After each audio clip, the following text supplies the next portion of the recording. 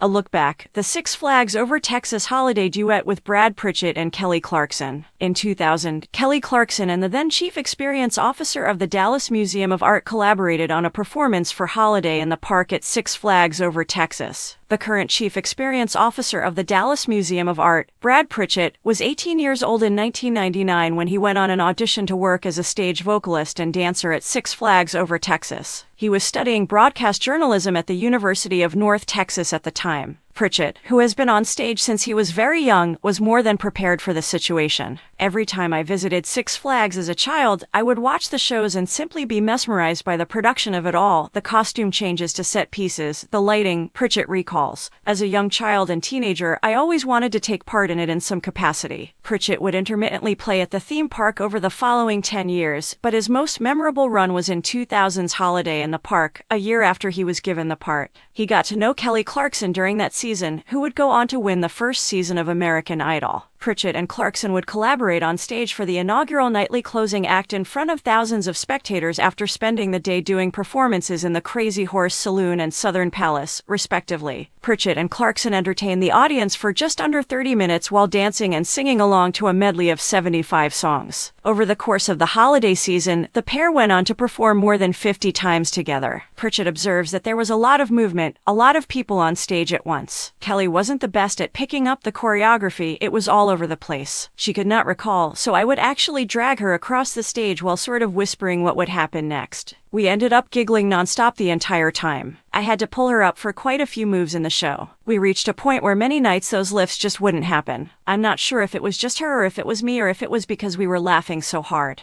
Both lyrics and steps were frequently missed. We would just glance at each other and start giggling hysterically because of Kelly. Pritchett and his other performers realized that even though Clarkson wasn't the finest dancer at the moment, her voice would carry her a long way. Kelly had a voice unlike any other voice at Six Flags, he claims. It was simply on a new level. After the 2000 season, Pritchett and Clarkson parted ways. Later, Clarkson won the 2002 inaugural season of American Idol as well as numerous other awards. For Pritchett, he traveled to perform on a cruise ship straight after graduating from UNT.